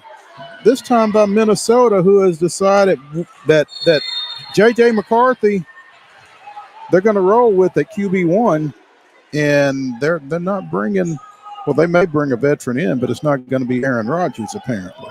So I must admit, I'm a little disappointed because I wanted the full Brett Favre 2.0, Green Bay, New York, Minnesota. But, I mean, if Minnesota, that's if they want to spoil things, I guess that's their right. And, there were so many questions about McCarthy, both where they picked him, what his role would be entering this season. Then, obviously, the injury kind of made it a little bit easier for him. And there were some whispers. Is he still potentially even going to be the guy? Is he even going to be around? Maybe they shop him around, but it seems like this is at least somewhat of a step that it may not be necessarily McCarthy, but it sure won't be Rodgers. Apparently. Like. Yeah, that seems to be the case. you ain't got to go home, but you can't stay here. Yeah, which means we've been down this road before. We have, in fact. So, still apparently on Rodgers' dance card, Browns, Giants, Steelers, Titans. Feels to me like it's down to Steelers or Giants at this point. All the kind of internal chatter out of Nashville seems like the Titans, who you can argue just as much as any of those other teams, desperately need an option at quarterback, but that may not be the option that they want for whatever reason. It doesn't feel like they're gaining steam. Randomly, the Steelers seem like they're a team that is, at least in the market for his services. I think the Titans really are too far off for a Rodgers, given what he thinks he is and given what he brings to the mix, man. I don't know that the juice is worth the squeeze there, really, if that makes sense. I just think that they're going to be a young team. Go ahead and draft Cam Ward and get what you can get out of him and try to build a line around him. I think the best fit for Rodgers is going to be a team where he can play for postseason, because otherwise he's going to be more of a distraction than he's worth. That's just my opinion. I'm kind of right there with you, and that was what the goal or the expectation was in New York. Scratch 2 seasons ago when he suffered that injury so early in the year. But last year, this was a team. Now, granted, it's in New York, so that was a little bit overblown. But they had bona fide expectations of getting to the postseason. Pittsburgh kind of does fit that criteria, kind of to your point there. And the Giants are not that far off. And I listened to a pod a couple weeks ago, and they were breaking this down. It's laughable in a sense that you think about how bad they currently kind of are. But they have some pieces, especially along the defensive line with Thibodeau and those guys kind of being able to make some hay. It does not feel totally out of the realm of possibility that if you added a Rodgers and then maybe pluck in a piece or two here, a piece or two there, that they could at least be competitive for a playoff spot. Whereas, to your point, it feels like the Titans got a little bit more room to make, or a bit more ground to make up before they can kind of get in that ballpark. Feels like the climb is a little higher at this moment for the Titans, even in the AFC South. Yeah. Speaking of Pittsburgh, though, apparently members of their front office met with Jalen Milroe prior to his pro day today down at Alabama. They kind of see him as a Justin Fields type guy and might want to get in on the ground floor with him, is what, word on the streets is. I mean, and we just talked about bringing in Rodgers. No one's saying you can't bring in Rodgers and then still grab one of these guys, especially later in the draft, like perhaps Milroe. Everybody wants to talk about that mentor role. And, you know, as far as on the field and what he knows and what he's seen and what he's done, Rodgers is certainly capable of passing that wisdom on to the right guy, to the right franchise. So that'll be interesting to see. And Pittsburgh, man, it feels so far removed. Their offense, they have just been scraping by, and things have been just so ugly. They've still found ways to win games, but their offense has not been fun to watch, it feels like, for close to a decade. And if you solve the QB situation, maybe that kind of gets you in the right direction.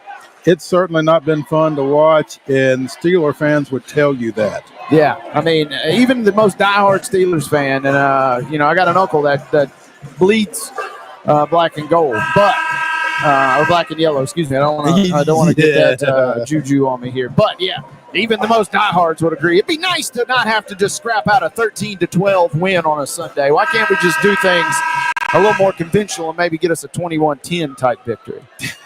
Absolutely. Let's take a break here on Main Street Sports Today, presented by the Tennessee Orthopedic Alliance of Columbia. When we come back to Wild and Wacky Wednesday, we will be joined by our NASCAR analyst, Heather Williams of WCYB-TV out of Johnson City. Talking a little Cup Series action. Stick around.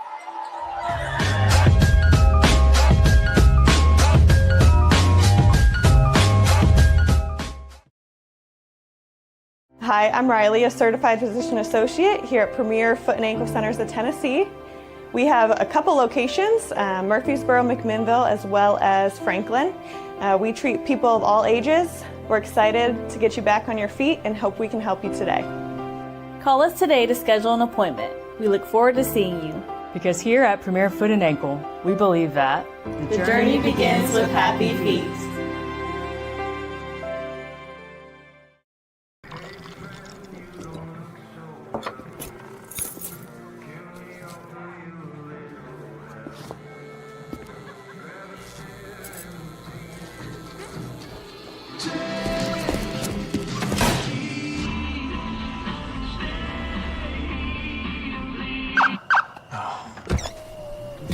You're seeing the signs too, right?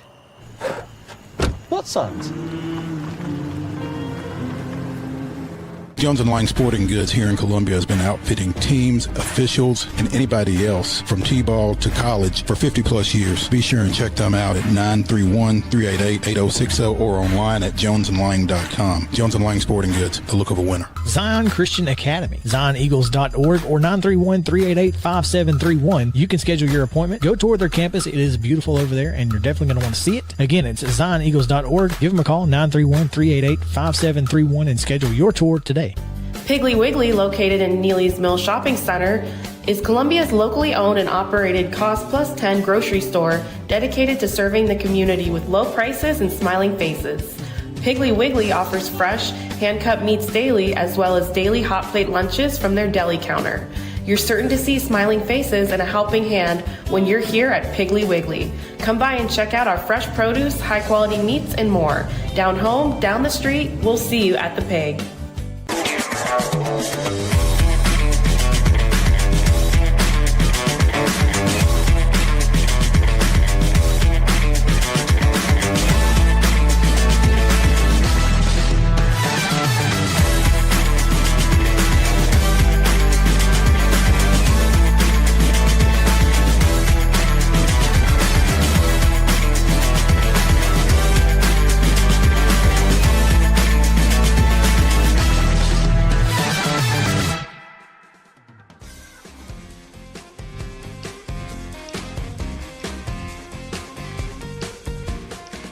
Wacky Wednesday continues here on Main Street Sports Today, presented by the Tennessee Orthopedic Alliance of Columbia. That's Wade Neely. I'm Maurice Patton. In our final segment, we will be bringing you the weirdest, wildest, wackiest, and most wondrous news from across the globe, so be sure and stick around for that. Right now, we have with us from WCYB-TV in Johnson City, Heather Williams, talking a little NASCAR. Heather, good afternoon. Yes, and also representing the top baseball team in the state. Right there how about that? We were state champs. wondering, we were wondering just what you would have to say about that outcome from last night with East Tennessee State picking up that 7-6, 10-inning win at Lindsey Nelson Stadium over the, previously undefeated Tennessee with Volunteers. So, big win for ETSU, obviously. For sure. Joe Panucci's been the head coach there the same amount of time as Tony Vitello has been at Tennessee. They came in the same year. I remember it very well. He has really made that team a very good baseball team in his tenure. He's had several guys drafted by Major League Baseball clubs. He's got Landon Knack playing in the big leagues right now. They haven't really ever had that signature moment, like that signature win. They finished third in the conference several times in the regular season. They probably their best chance to win a championship was the year that Landon Knack was there, his senior year, ended up being the COVID year. I think they had only lost one game when the season got called. So they've been building to this point. And they're a very good baseball team. They had only lost 4 times previously themselves coming into the game last night. They played very close at Georgia last week. They played very close against Virginia Tech. So they had been in this environment. It wasn't too big for them. And then I went out to practice day and talked to Coach Panucci and the players. Neither one of them, they all believed they were going to win that game yesterday. There was not one point before the game, during the game, even when there was 2 on with 1 out or no outs in the 9th inning. They just always believed that they were going to win it, and they got it done. Absolutely, they did. They were down 6 going into the 9th, scored a couple of 4th extra innings, and then got their 4th home run of the night to win it. So, again, big win, kind of come off the mat type situation for East Tennessee State there. And that's a type ball game that kind of turns some heads, gets some attention both in the college baseball world and in the recruiting world, I would imagine. Yeah, and they've got a big series this weekend against Samford. That's kind of the gold standard in the Southern Conference in recent years. Definitely one of the top teams. And it's at home. So expect a big crowd. And if they could follow that up with taking 2 out of 3 at home against Samford to start the conference season, I think that this baseball team is in a really good place. There you go. That's great. Hey, talk to us a little about Josh Berry. Well, I also got to talk to Josh today. What a great win for him, right? A great win for your part of the state, for Middle Tennessee. Being a Tennessee native, Hendersonville guy. I mean, went to high school with Taylor Swift, went to the same high school as Joseph Newgarden. I mean, first of all, what is in the water out there? I mean, there have been some big stars that have come out of there for sure. And Josh is just a super laid-back, humble guy, right? So even talking to him about what is clearly the biggest moment of his racing career, he's like just really calm and cool about it. I mean, I think other people are almost more excited for him than he is, just because he has a level of expectation, but also he took a crazy path to get there, right? He was working in a bank. He started iRacing online. He was running the short tracks around here, but iRacing online, iRaced against Dale Jr. Dale Jr. thought he was incredibly talented, offered him a ride driving his late models, quit his bank job, packed up, moved to North Carolina, started racing late models for Dale Jr. Only thought he was going to be like the next great late model driver, right? Because he was pretty old by athlete standards when he got discovered. Won a late model national championship. Dale Jr. decided to give him a chance part-time in his Xfinity car. So he's going to run part of the season for a kid that was 17 and he was going to turn 18 in the middle of the year. Won races. Dale Jr. left him in the car the whole year. He finished, I think, 2nd or 3rd in points that year. That turned into some cup opportunities, turned into last year's opportunity, which made him a 32-year-old rookie, which you never see in cup anymore. Did all right. His team folds. He lands at Wood Brothers in 4 races into the year. He's a Cup Series winner. Pretty incredible. That is pretty incredible. That was his 53rd start. Is that right? Yeah. Yeah, last year's full season, he had a handful of starts this season before filling in for a couple of injured drivers at Motorsports. Got interrupted just a second. Wayne County just finished off hasn't finished off because I think we're going to shoot some fouls, but had a breakaway layup here as the buzzer was sounding at the end of their win over Harriman, and a defensive player for Harriman shoved a kid as he was going up for the layup.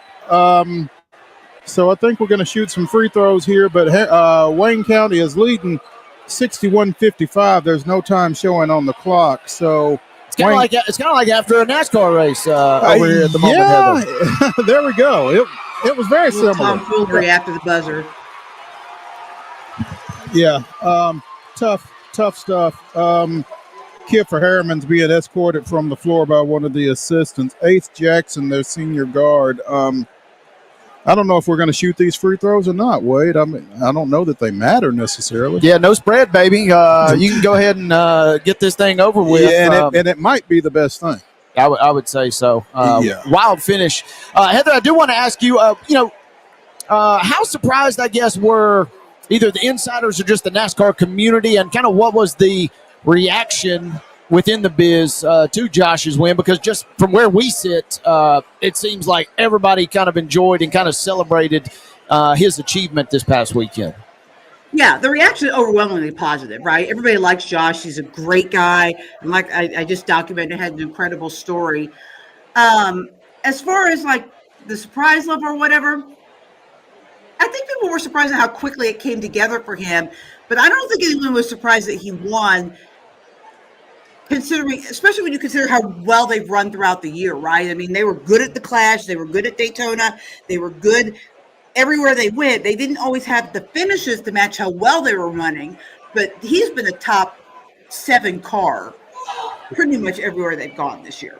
So it was only a matter of time. It was only a matter of time before they found victory lane, but I think people were really happy that he found that victory lane, because he deserves it. Everything he's been through, as good as he's run, and also people are always just really excited to see a historic team like Wood Brothers back in victory lane, because they went through some tough times too. They got their 100th win last year with Harrison Burton, but it wasn't a great run with Harrison. And so to see them up front again, I think people are just really excited. Is it, and also obviously the answer to the ultimate trivia question of who robbed Christopher Bell, of that 4th victory. I think Christopher will be just fine. I feel like he's going to be okay. What were some other big takeaways? We obviously saw the streak snapped. We obviously saw Josh win. What else stood out in your mind from race weekend? There are a lot of guys up front, and some of them had to do with strategy, but these teams were running really well that you don't normally see up front. And so I think despite the fact that Christopher Bell won 3 races in a row, I think we might see parity once again in the garage area, because you had Daniel Suarez second, you had Ryan Preece up there, Ross Chastain, some guys that haven't been running up front recently at the end of races, and last year especially. So I think that's good. I think you're going to see maybe not necessarily always in the win column, but I think you're going to see a good mix of different guys up at the front. Like I said, some of these guys use strategy to get there, but then you have to stay there, and they did stay there. And so I was pretty entertaining from the fact of you really had no idea who was going to win that race until they got settled into that final run. And once Daniel and Josh sorted that out, you felt like as long as something didn't go wrong or there wasn't another caution, that Josh was going to win it.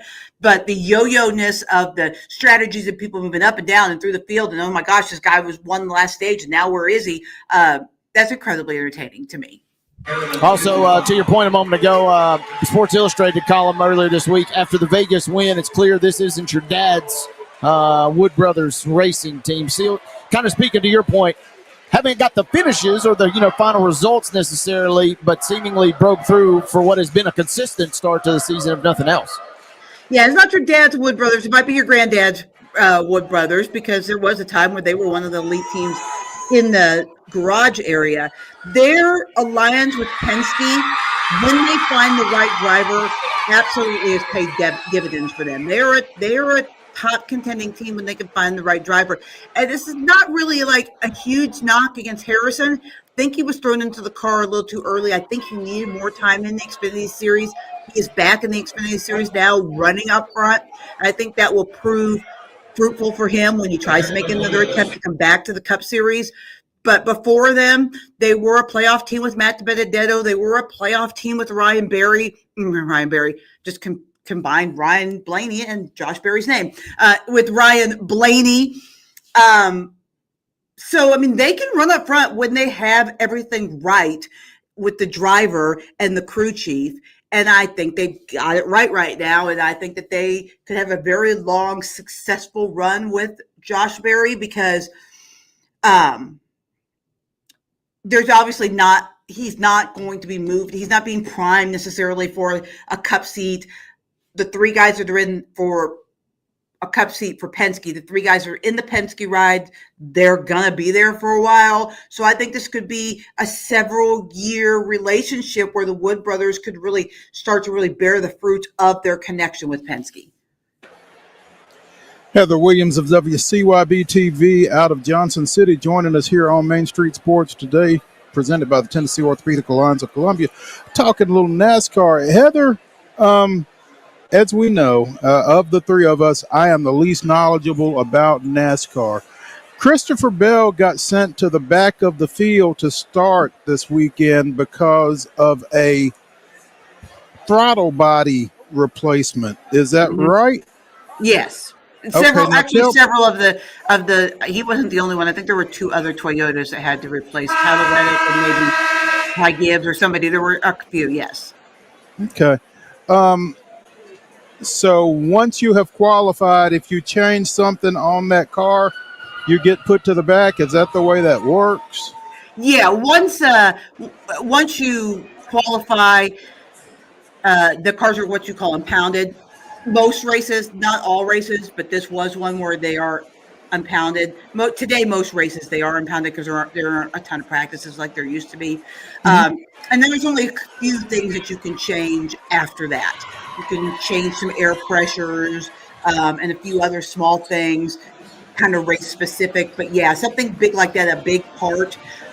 Once you qualify, if you make a change to that, then you have to go to the rear of the field because it's an unapproved adjustment. And so this was one of those. Now, obviously, there's nothing that says he was going to win had he not been put to the back of the field. But he only got to 13. I don't think that's really what stopped him. He had raced his way into the top 15 before he had another issue in the race, which actually is something that a lot of people have talked about.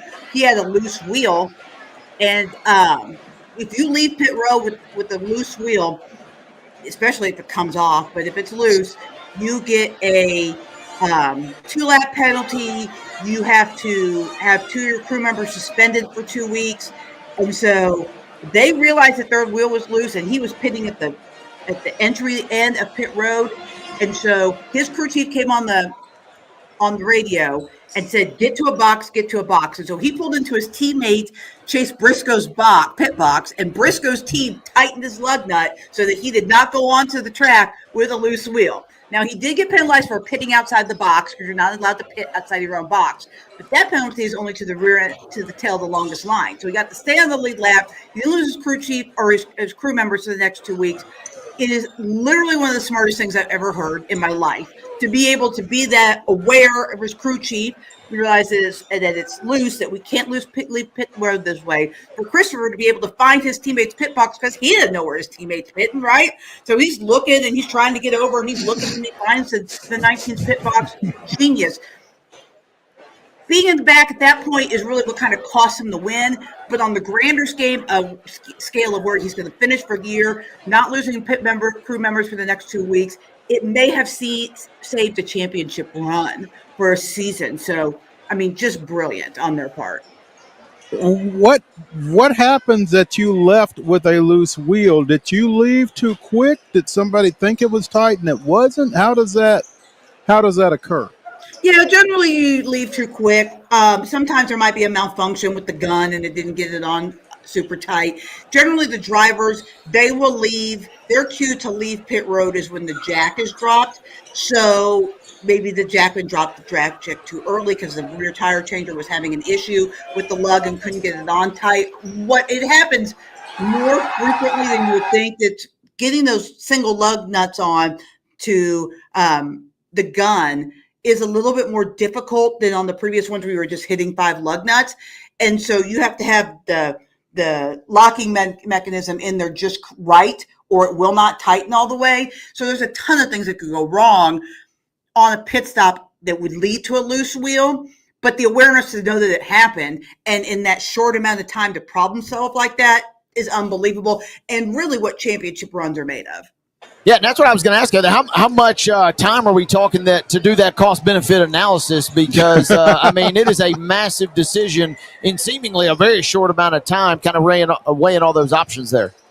5-10 seconds, maybe. I mean, they're rolling down pit road, and his crew chief almost starts yelling almost immediately. Gets on the two-way communication with the 19 team.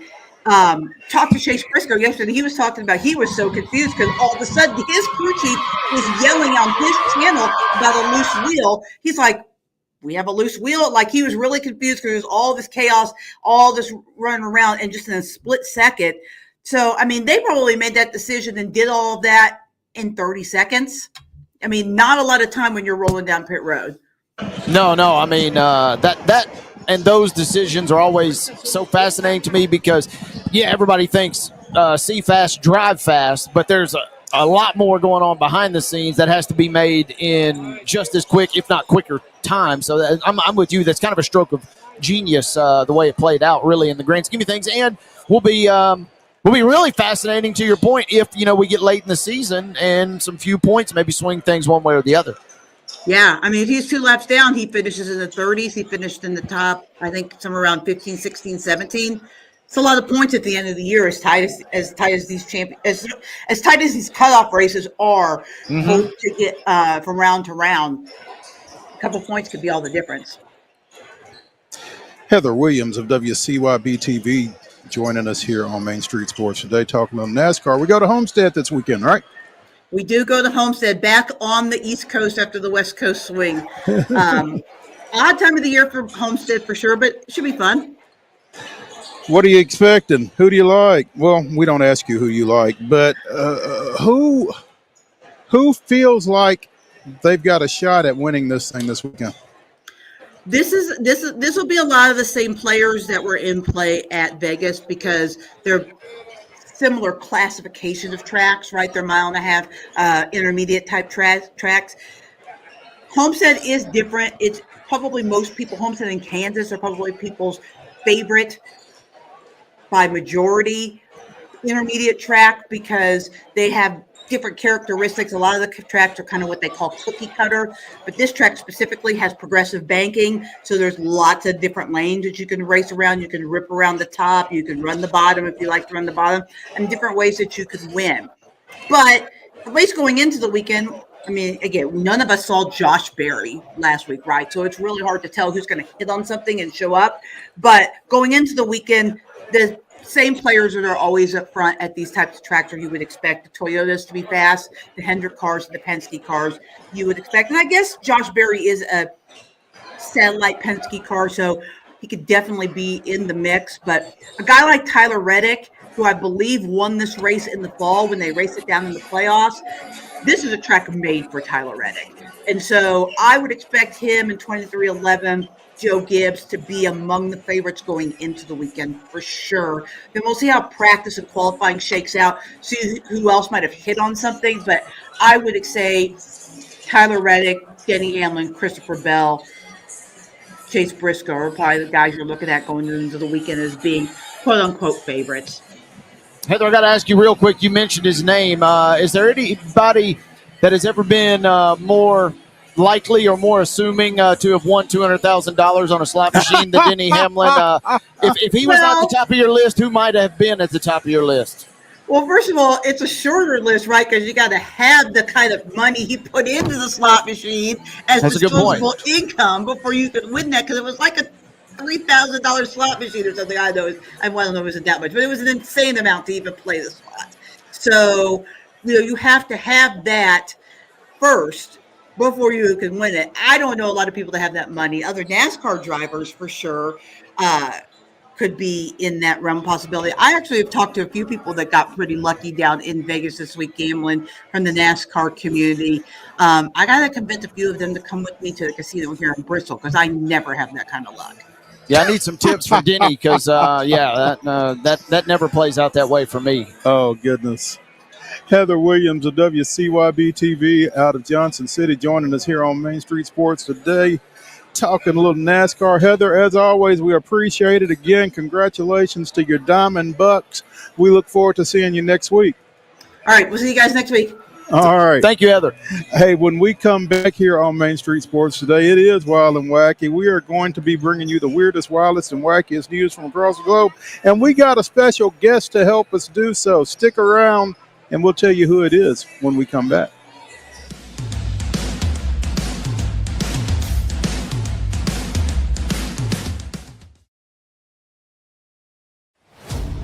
Only in Smashville are opponents welcomed with some good old-fashioned Southern hospitality. We'll give you a hand, cheer you on. You suck! It's all your fault! Hey, we'll even leave a light on.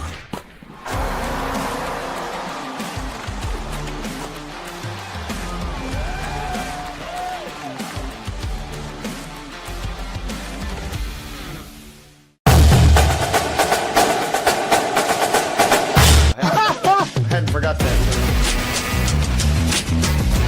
You know what they say, let's go Stros.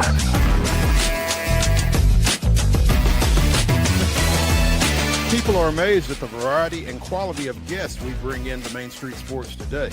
But when you've been in this business for nearly 40 years and you never throw away a phone number, it's pretty easy. Right, Wade? Absolutely. And Wynn agrees with me. Check out some of our guests featured on Main Street Sports today. Step back and catch my breath. But I expect nothing less from you, big boy. Let's get going. We make it work pretty good. So the fans are tremendous. It's fantastic. It was really amazing. They call it performance. Yeah. From preps to pros, you never know who's going to stop by. So be sure to listen to and watch Main Street Sports today from 2 to 4 p.m. daily on the MSM TV app.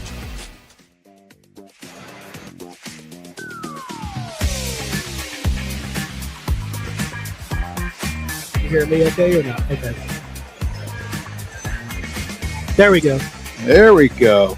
Welcome back to the final segment of Wild and Wacky Wednesday here on Main Street Sports today, presented by the Tennessee Orthopedic Alliance of Columbia. We're coming to you from the Murphy Center on the campus of Middle Tennessee State University, where we have completed Class 1A state tournament quarterfinal action with that wild ending as Wayne County defeated Harriman 62-55. They did put 0.4 of a second back on the clock. They did shoot free throws. Wayne County converted one of them for the 7-point victory. Again, the aggressor for Harriman was escorted from the floor. Heck of a way to go out for a senior, unfortunately. But we are joined here for the final segment of the show by Wayne County graduate, and hesitate to say this, Jacksonville State University Athletics Director Greg Seitz joining us live. And I don't know how you actually got into the building to start with. Well, I've been up here a few times. I know how to kind of work my way in through the doors. You see the way he prioritized your credentials there. I did. He was hesitant to slide that out. I'm wondering, did you have to get on a list? Did you have to sneak in the back door? How does that work? Kind of stepping into enemy territory a little bit. Yeah, I did come in on the lower level. That's okay, all right. Crafty move. Well done, Greg. Yeah, they probably got your picture up at all the major entrances. Greg, seriously, in all seriousness, our friendship predates your time at Jacksonville State, and so we have a previous relationship, I guess. So it's cool.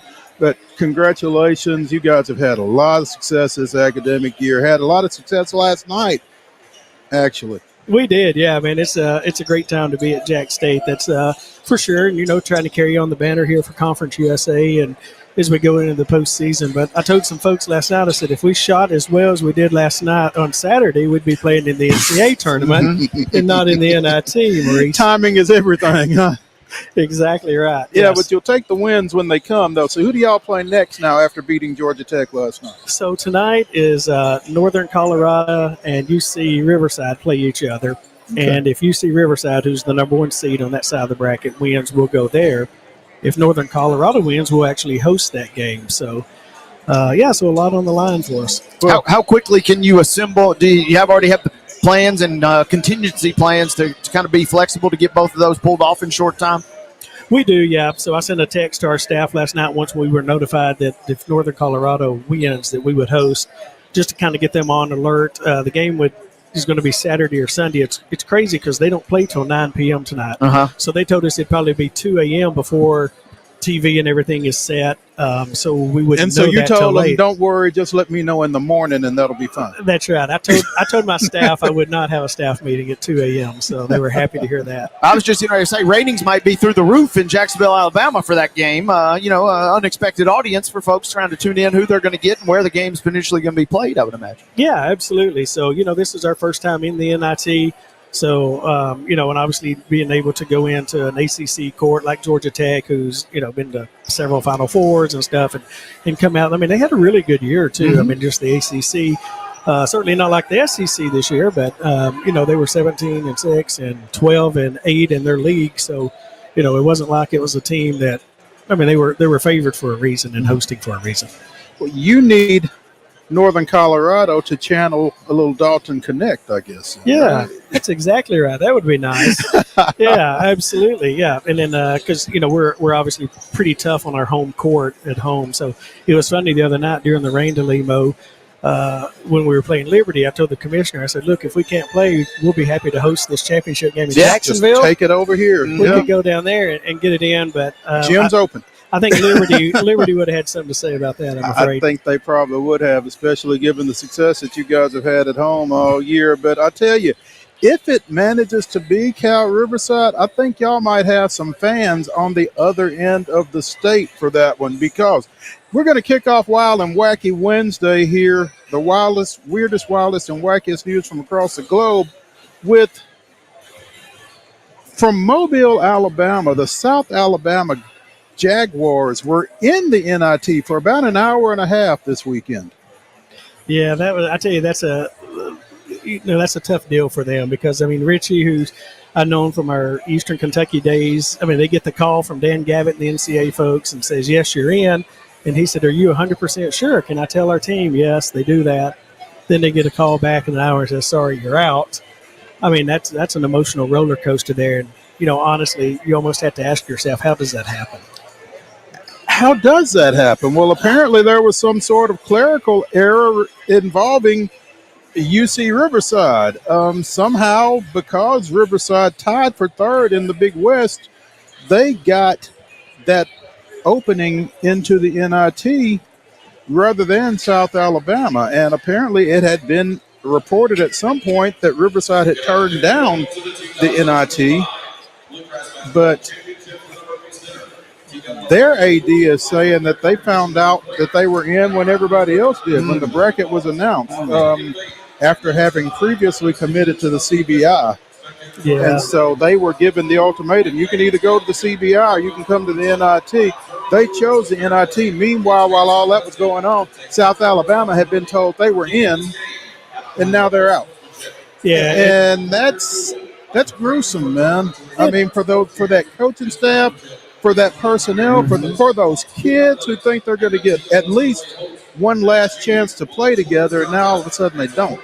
Yeah, it's unfortunate, and it's not like you can just add another team, right? Right. So, it's not. It's like, okay, somebody is in, somebody's out. So, I can assure you there'll be a lot of discussions at the end of the tournaments as they do their post-tournament wrap-up to ensure that doesn't happen again in the future.